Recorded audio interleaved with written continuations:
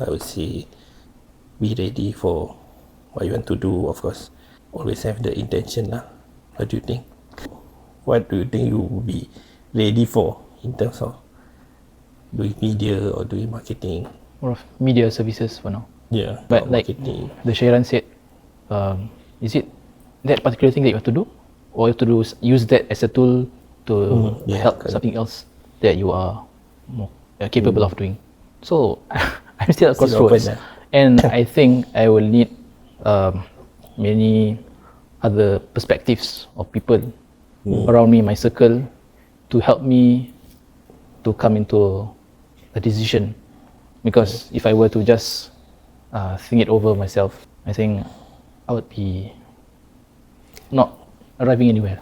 I You get me? I feel that part a bit yes and no, because to be honest, okay, but I found this job by accident. What job? It's in this financial advisory, because it was time to, I had my second child, time to review policies, found that it was problematic, and then inspired to join to help the Muslim community lah. Still going strong on that mission today, but I feel that at that point of time, if I were to open up this topic to many, they might actually shut down the idea. Say things like too many FAs, it's going to be competitive, you sure you can do it? Yeah, sometimes I think getting more perspective is fine, but keep it close to people who can really give constructive feedback and criticism. No, you're not just, no, tak boleh lah, kau just stick to this job. You know, like, no, it's not going to work. Business is hard in Singapore. I'm sure you can imagine some people saying that. Yeah, so I've had people who before this in this industry telling me, hey, once you pass the exams, don't contact me. This kind of things, you know, like can be demoralizing. Yeah, I mean, if they are watching this, then then they know who they are. But yeah, the point is, don't be too clouded by too many views lah. Yeah, at the end of the day, you most importantly for views, I think you go to people who with knowledge lah, like mentors. I think sometimes also when people tell me about mentorships also, sometimes the mistake people make is asking advice from the wrong people lah. I feel so like that. For me, I always look at the person, what he has achieved, whether I can learn something from him. Other people sometimes they themselves try to be a business mentor, but you see the profile, they are not the level where people can benefit from. I don't know, sometimes they can speak well, people follow. So I feel that getting advice from the wrong people can also hurt you lah. Yeah. Right? Because I also have friend who like ask many people around. Sometimes he say, oh, my brother tell me this one not correct, or something like a scam.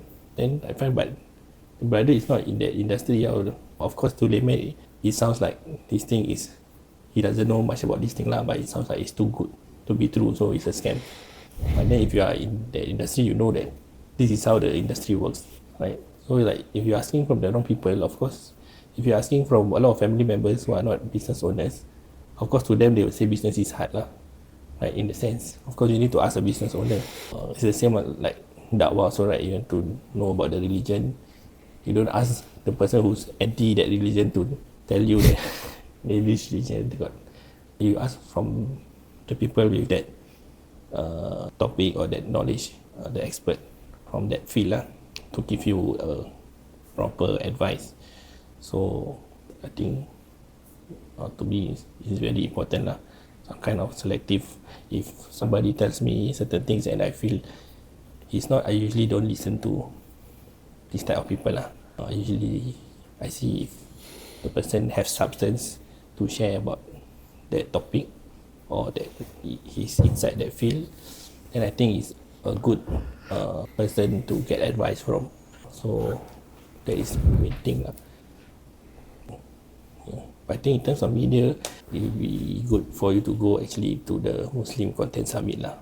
But this year is in Turkey. You didn't went last year, right? Last year was in Malaysia. So yeah, to promote sikit Who are the organisers? One Path Network, Yakin Institute, Towards Eternity, the other big players. You invite me? Was I invited? To Turkey? No.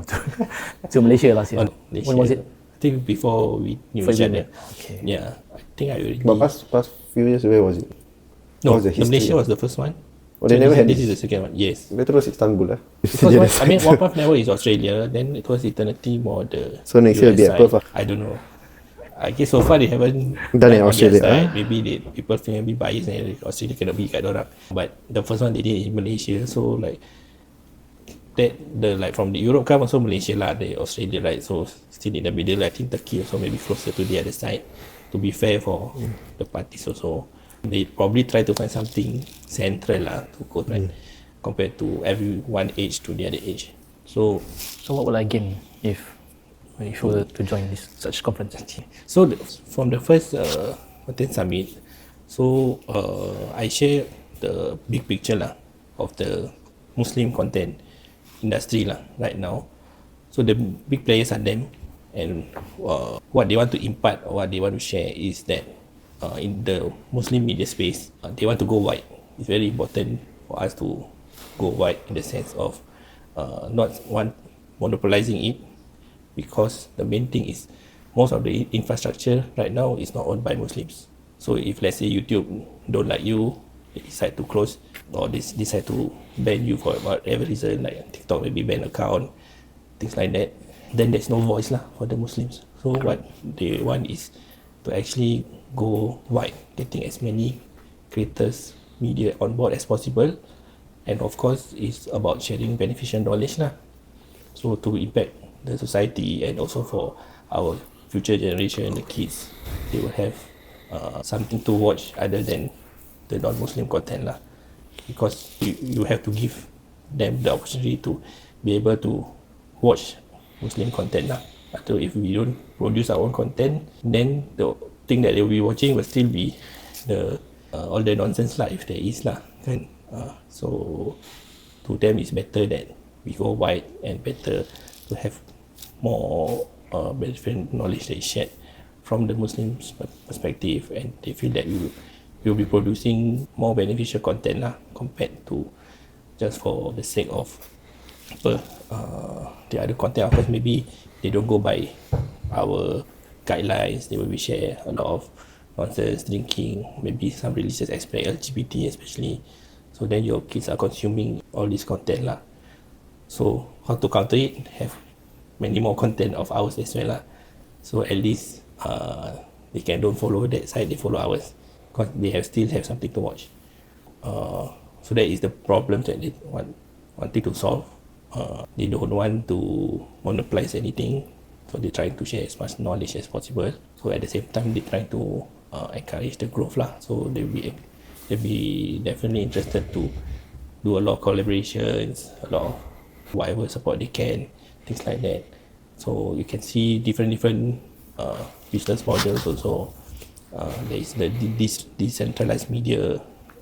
You can see what they're trying to do. Different frameworks, things like that is being shared across different creators lah. Yeah, so I think, and also you get to network lah. You get to know other people in that room as well, right? Know other people, content creators. So I think overall it would be something that you can look at. And for me, I think I'm not sure if you remember my goal in terms of the marketing and media space. For me, the overarching vision is still back to the goal of leaving the beneficial knowledge behind lah. These are one of the 3 things you leave behind when you pass away, right? So I think that is my full intention of creating content lah, would be that lah, being able to impart as much beneficial knowledge, because the social media will be there permanently, right? Even after you pass away, people can still see the content, or they can still learn from whatever that you created. But it's also a double edge lah. This where we remind our Muslim brothers and sisters also lah.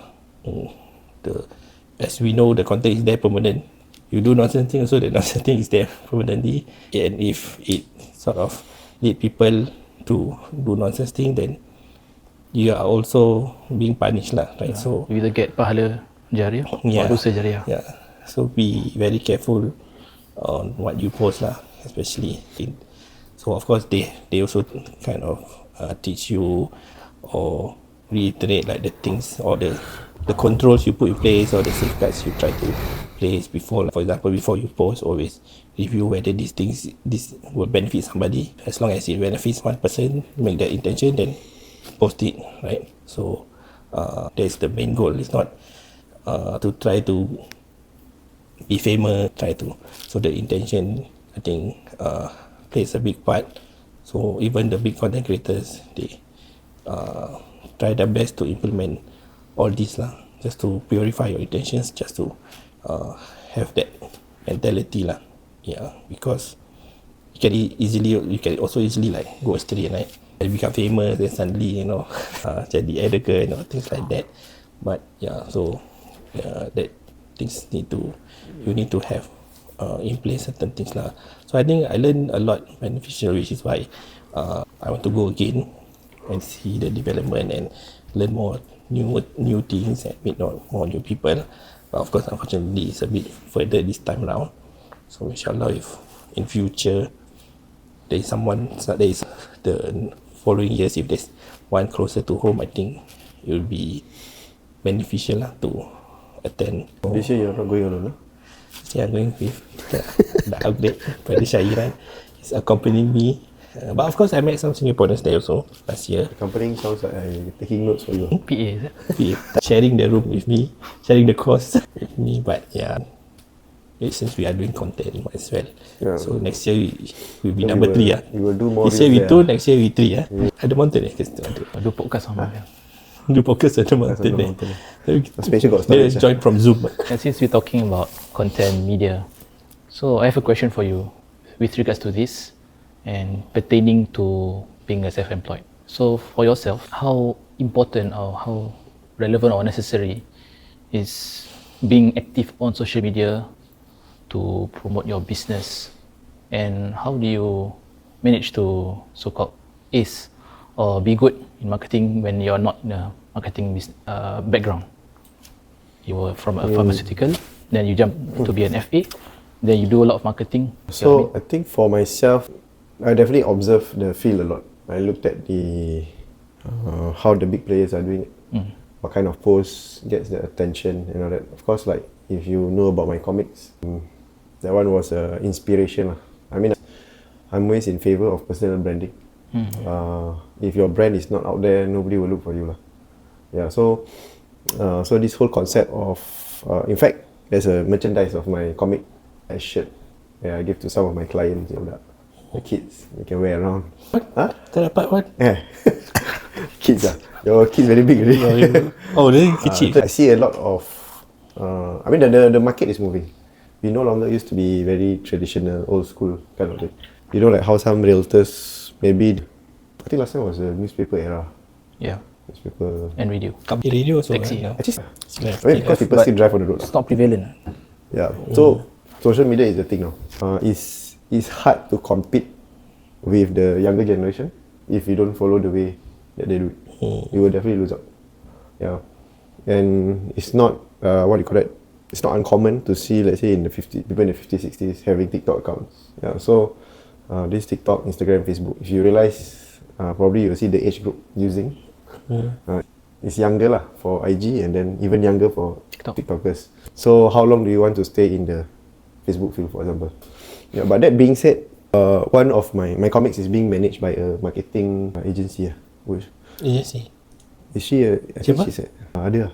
She lah. Freelancer or agency? Maybe it's a freelancer lah. Yeah. So she helps me to animate the comics and all that stuff lah. Yeah, but that comic illustration was drawn by another person. She's an animator. No. No, drawn by another person. So yeah, I established that. We asked lah, is it... She was mural artist. Yeah. So I paid a price to get the 4 characters lah for my comic. Ada 4 characters Ada. Tak baca komen. Tak baca. I don't know that's you what.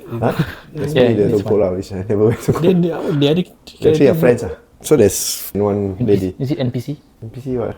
Fictional character or? Fictional lah. Fictional, but the main one is me. The lady was named after the illustrator actually. Okay. The other two? The other two, one was named after a good friend. The other one, But I mean, not necessarily him lah. The Not character necessarily, lah. I mean, not it's not that he. Yeah, it's just named after. Anyway, so it's fictional. the name is lah, that Hafiz. part. It's a very common name. To be honest, even my clientele list has many Hafizes. Bukan Hafiz lah. So the feel lah. No, but it's not like, hey, I'm featuring you. I also featuring you. No, not to that extent. But I'm just saying that I can make a new character lah. You can pay me that I make. To join you can make an ad hoc. To join itu. Ada superpower tak? Yeah, actually the comic one was a superpower. The t-shirt one was a superpower version. Like the four. Yeah, so kids want to wear. Yeah, but moving forward, I might want to do things like macam tabung, like piggy banks, for them to start saving. Yeah. Then when they grow up, they remember this brand, kind of thing lah. So to be fair, a lot of other FAs I see now jumping on the AI space, doing comics and all that. I personally don't feel, So that's not AI lah kan? because the original Graphic comics designer. was drawn lah. And to animate it using AI. That one has to be AI. Yeah. So, but my point is, I don't feel so much threatened that everyone's going into comics now.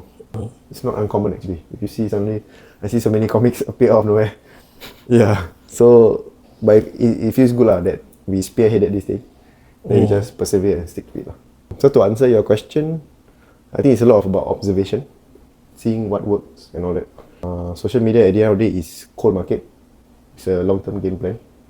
Yeah, but the purpose of social media at the end of the day is to create that trust, the space. For yourself, is it more for discovery? Is it more of marketing? Or is it more of... Trust building That's why I ask whether What is the main mechanism or objective? of social media. And the utility, the usage? are you results? getting leads from it? Yeah. I would say indirectly. So how this works is, I got my warm market, right? Yeah. They observe social media. The trust is built, and then we close the deal here. What about cold market? Cold market, I'm still exploring lah. Yeah, but I'm okay not to personally. Main bulk of my this journey is in the warm market, where it's easier to build trust, and I mean, almost everyone knows about my riba journey and that kind of stuff. It's easier to relate to warm market than to establish this thing to a cold market. But do you run ads? Yeah. No, haven't yet. No, right. Yeah. How's your funnel? Marketing funnel? Become friends first, or is it because you create content and people can trust you? So Become it's friends. No, they are already friends. Already friends. They see the content, they trust, then they support the journey lah. Yeah. Call tu ada, but I close more call during roadshows. Wow, that's impressive. Yeah, because roadshow enables me to meet the person in person. So again, trust is built. Yeah, it's very hard to build trust over a virtual space, especially when there's thousands of FAs in Singapore. Correct. It's very hard to stand up. Yeah. So even yesterday when I had training with my new recruits, I tell them the market for good agents will always be there. Yeah, just have to stand out from the rest. Then inshallah it's okay. Yeah. So when I say good, I mean I'm not talking about any irresponsible agents or whatsoever. It's more of the Sharia compliance, ethical advisory lah. Yeah, which is very hard to find in this context. But then I think it's a unique selling point lah. Just being the number one takaful agent, for example. Yeah. Not like it wasn't like a brainstorm of what's my USP. It was like I want to do this, and that happened to be my USP. So if I'm not mistaken, your USP is you like to invite others to join you to embark on a riba-free journey, is it? Yeah, correct. But that came not because I wanted a USP in mind to make my business go. Yeah. That was why I needed that 1 year, because I'm venturing into something which is a mission. So going into something which I believe as a mission or as a purpose definitely needs to be backed by 1 year of savings, because it's not a business goal in that sense. It was very macam purpose driven, which I don't know whether we could make it or not. But yet I did it and jumped into it, and people were supporting the journey lah. I think your biggest supporter is actually God, because your mission is noble. Yeah. That's what I believe. But it's not easy. It's not easy to talk about it lah. Some people just brush it off. Yeah. Some people But say it's never easy. So it's normal. Yeah. You just what you call it? You just thrive in it lah. In the first place, do people really care about riba? Yeah. I have to do a survey. That he cares about riba. But you can make people care about it. No, but I care. Yeah, true. Awareness, Actually, yeah. like, in So that sense. advisors. One of my recent posts, I don't know whether you saw. I talk about how was reflecting about Islamic finance in the industry, and the key players in this riba journey is actually the advisors. Yeah, ultimately, when let's say I were to meet you for appointment, I got a whole range of policies, but I choose what to display to you. Yeah, I have the upper card in hand. You as the client just listen to what I have to present. Yeah, that's why mission over commission. Right? Of course, if the agent feels that he's promoting this one because there's more commission there, then so then that would be like what you mentioned, the challenge to help people get out of riba lah. So having that mission, I think helps a lot in your journey, and also in a way that's how it eventually makes you different lah. Maybe intentional, but it's intentional because you had that mission in the first place. Yeah, it might be less of an issue if that product which has higher commission is also halal. Let's say higher. If let's say I want higher commission, lower commission, both halal, it's less of an issue. It becomes other things lah. Yeah. Like so it can be a different strategy also. I think just come to mind that it could. Because you quite vocal about other agents as well and their practices. So, but it could also be a way, because like you're talking about the commission. If the commission is better, it helps, right? So I think, but to be able to change the industry or change, you mentioned you try to go to Etika and speak to them about increasing comms and things like that. So those are like in order for you to effect certain change also, sometimes you also need to be up there lah, right? You have to be like a top agent to be able to speak to the financial institutions to change the commission structure or change the policy or bring in more Sharia products. So that aspects also sometimes it could be also a strategy where they are trying to be a top agent for the purpose of being able to affect change lah. So you may not, like at the moment, they may not be able to sell something that has low comms because it's not going to get them to where they need to demand a certain bargaining power with the institution. Like I said, we can sell, but then this is not happening because of so and so, right? Because your comms you need to increase, then we can effect this change in terms of riba, right? Because end of the day, that different people maybe have different ways of getting things done, but the intention is really important. I think the tricky part about my role is there's halal and haram products. So in a field where everything is more neutral, this discussion doesn't really come up, whether it's ethical or not. So selling for comms versus selling for mission are two very different things. So I would say that's a key challenge. So even in to recruiting, this becomes a recruitment video. To find people, if I were to ask people, hey, you want to help me fight riba? You okay? I think overall, is it difficult to recruit people? Yeah, it's competitive also. So people generally want to choose to learn under top agents. So like what you say, we have to do well. We have to show that we are doing well. Insurance, maybe most people tend to shy away from because of the stigma, right? So a lot of people might not want to work as an insurance agent, so it becomes really difficult to recruit already in general, not just about asking people to fight for the cause, but then in the first place, people don't like insurance agents, so I don't want to be an insurance agent. But maybe not that they don't like the mission, but they just don't like that social stigma position. It comes with a lot of rejection. People who reject to hear about riba, a lot of reject to hear about riba. Are you talking about potential clients or potential recruits? It was you can't believe somebody quite nastily replied me during Ramadan saying not interested in riba and stuff lah. So memang you tak jual riba. Memang you're not selling riba. Riba discussion. Not interested to discuss about riba. But it's everywhere lah. Right, in Singapore, it's everywhere. We can move on into another topic. But you can call it the riba movement.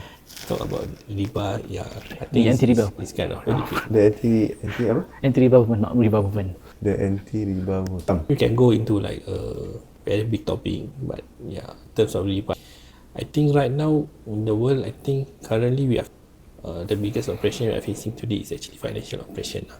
So I think that itself is worth fighting for, fighting to against this oppression. But I think it is also something that many people don't realize today, because it doesn't feel like we have that kind of oppression where it's less visible because it's a lot of underlying how the banks are structured. That's why like you feel today everybody is chasing for money, and of course the top, the money is mostly concentrated on the top wealthy people. So because right now everybody is trying to survive, make a living, that they don't look at the bigger picture what is happening. So they think that need to survive, need to work multiple jobs, work long hours, and that's how they keep people from like understanding that actually in the world we don't need more money What we actually need is more sharing of the wealth, more circulation of the wealth, versus everybody trying to compete for that small money that's left behind. So yeah, that is the bigger picture. Kalau berbual, if you talk about it, it will be very lengthy discussion. But yeah, I think it's good to point it out So of course the mission, I think people need to realize, you have to discuss. Of course, we are going to specific categories, insurance that you are trying to make the change there. So I think it's a noble cause, and then I think it's worth for us to step out and to solve these problems in the world today. Of course, you mentioned social media is very important now in any type of business, and that actually will also play a big part for even in whatever cause that we are trying to fight against, right? Even with the riba and all these things. So that will also help in terms of if we can do something or gain more expertise in that field Because at the end of the day, right now, social media is the way to reach people Everybody is on social media. So I think that is what we can work on right now and willing to see In your accounting work, do you chance across a lot of firms, let's say, they have non-Sharia compliant activities in the spending or what? Like, is this often picked up? I'm just thinking whether it's a secondary kind of mission. You get the accounts right. Then sekali you see, they spend on, let's say alcohol for this event. Entertainment subjective Tengok What kind of course, you see whether you're talking about Muslim clients or non-Muslim clients and things like that. Of course, for non-Muslims, they follow their own law So I mean, for them, it's not haram for them, right? So you don't preach to them, but of course, good practices. But of course, Muslims, I think in our region it's rare You won't see so much. But I think, of course, even if you say in Malaysia, I think I've spoken to many big entrepreneurs, and I think there are those elements you mentioned. But how about Singapore context? But like heavy in conventional loans. Yeah, so Singapore context, loans are the thing. But of course, there's a lot of nuance And then you are not in a Muslim country. There is different aspects. But of course, then you talk about whether you're going excessive, whether all these. So far different people have different standings or different practices. So I mean, overall, I think what is lacking definitely is the education the knowledge. This is why we are doing this podcast also, and eventually we want to touch on or educate people in this knowledge as well and maybe come up with the best practices. But of course, Islamic finance is still growing and is still, I would say, there's still many things to improve on in Islamic finance. So of course there are the camps where they are arguing against Islamic finance or saying this is just a repackage, of conventional. But there's many things that people don't realize lah.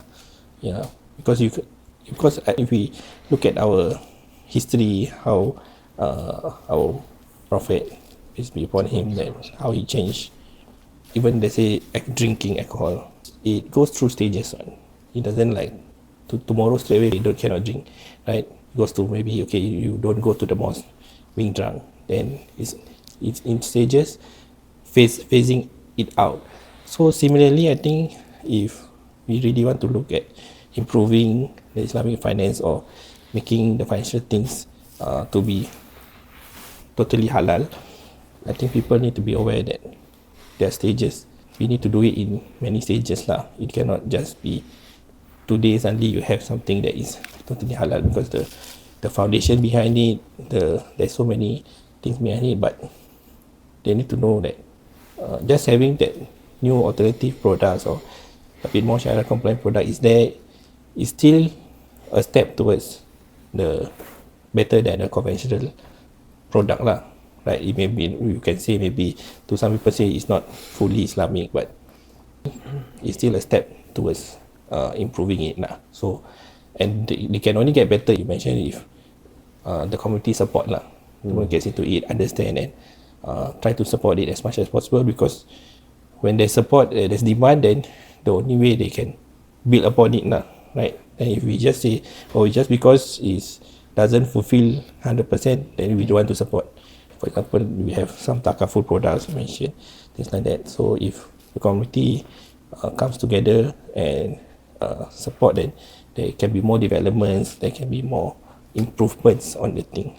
So I think it's important to understand, even as the individual, what role we can play in fighting the big war lah against it. So either you want to be fighting the war with which side lah, or you just gonna say this is not my problem, because things don't just get improved if we don't ask for it, we don't participate in it, right? So these are the things that I think is very important for people to understand lah. Yeah, because until today, I think there's a lot of things that people don't understand, but people will just say that, oh, this one you take Islamic finance pun sama what, the interest rate, or sometimes even pay more what. So these are the kind of comments lah that people will just shoot lah. But end of the day, I think it's easy to complain, but it's harder to find the solution lah, because the solution takes time to get done or gets improved. But we should all be united in fighting this war against riba lah. Of course, along the way, that's where the challenge is lah. Like you mentioned, when we look at certain businesses, sometimes even for me, even I've come across clients who are also ustads, and they also take loans, and then they getting into financial problems because of the loans. So, and come for advice. So that is like, even we have our Muslims who are in that trap itself. So that is the kind of things that we need to be able to understand lah. But the bigger picture, it's going to be a lot to unpack. But yeah, I think slowly we can have the financial education on these aspects lah, which I plan to do more. So one analogy that I always thought of, macam talking about structurally, conventional and Islamic finance, they look similar. The outcome is the same. And that's why people just say it's a change of wordings and all that. So my favourite analogy is always chicken rice. I present to you 2 chicken rice. One halal chicken rice, slaughtered in the name of Allah. The other one is a non-halal chicken rice. Okay? So technically, the taste should be the same. But going deeper, we know one is halal, one is not halal. Yeah, so if you want to compare just from the surface, yes, it might look the same. But the akad, the contract, whatsoever that is beyond it, is where makes it Sharia compliant. Yeah. So it's not easy to comprehend this, because outcome is the same. Yeah, to the point people say, sama. Why should I go with this kind of thing? I don't deny it. The outcome will be the same. Investment growth from here will look like as if it's the same. but the underlying contract agreements all that will differ. So circling back to the But then how can you identify like that? read the contract. Actually, true. There are some products out there that have Yeah. certifications, Yeah, but because we're not going to talk certification. about products in this podcast, Yeah. you have to set appointment. Framework lah. I mean, Yeah, definitely. I mean, halal certified like that. Like what is it? Yeah, what is it? What makes it like Halal certified. different? Yes, what is the What change is- lah? Or what is the benefit from that itself? And of course, you say if the food that is not slaughtered, maybe it's more clean. Like usually the practices is about like draining out all the blood and things like that. Right? The other one not necessarily that they have to, but it's still chicken, right? But the wisdom behind it eventually is maybe one is more healthier lah in that sense, or won't get you into less problems lah, right? At the same time also probably like how you treat the animals also when you slaughter this the proper way. So there are many things that which I think you talk about loans also, it's the same thing lah. I think you heard at the Maybank event certain aspects that I think they covered as well, like interest on interest, many things that if you look the underlying is what makes it Sharia compliant, or what makes it halal in that sense lah. They don't allow oppression. So if you person cannot pay, then what they do is very different from what a conventional loan does, right? A conventional loan will take advantage when you cannot pay, right?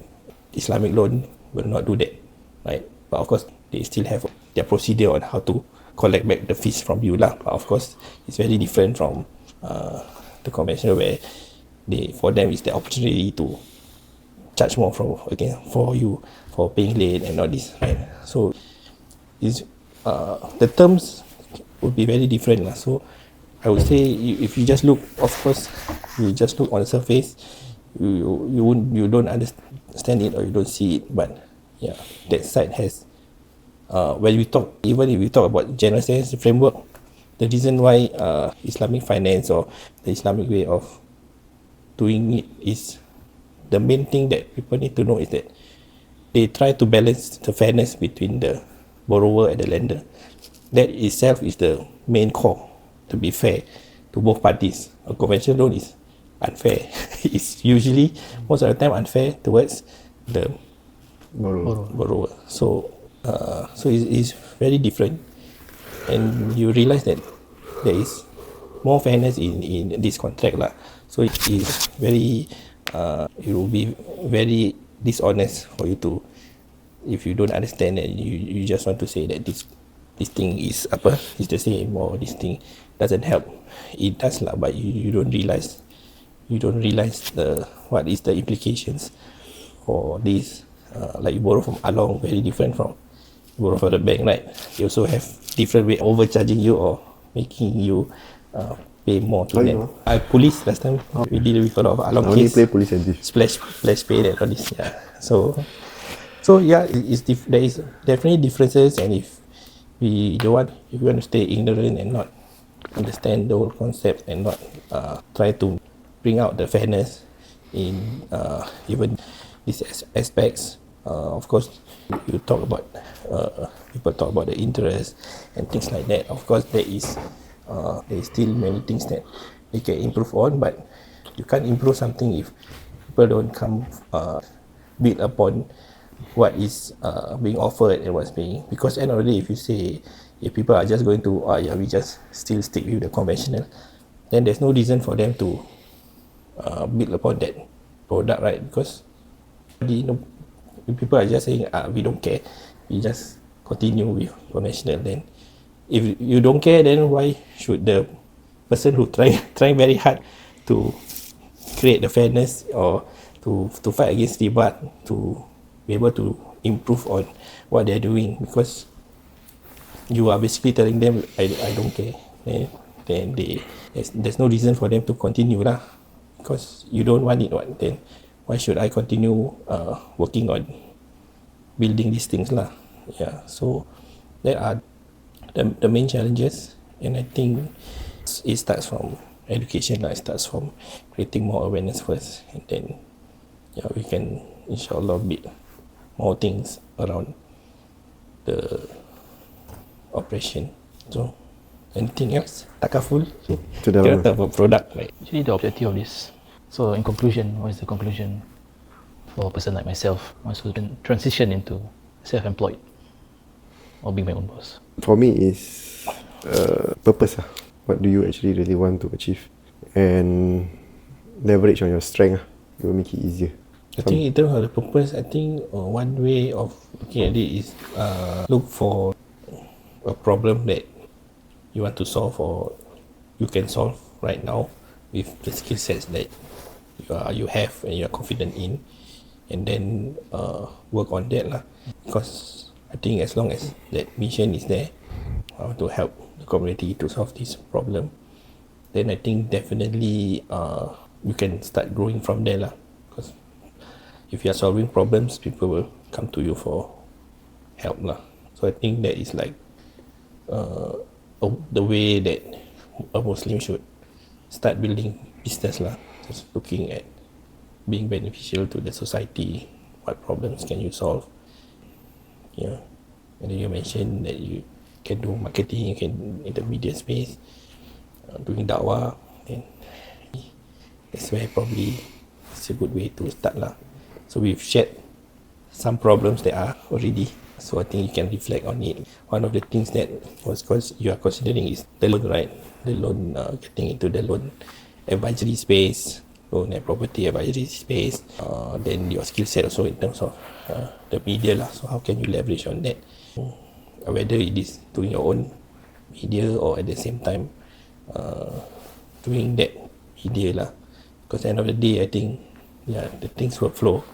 Even if you do content on certain things from the dakwah or education perspective, then that could also lead you to a certain business that you can come up with lah. Inshallah, I think it's, the insights that both of you shared are very beneficial, and inshallah, I'm looking to put that to practice and hopefully being able to make an informed decision moving forward, inshallah, for the future. By next week. By tomorrow, Tapi ya, proposal. Can tender dia. go all out ni. Okay.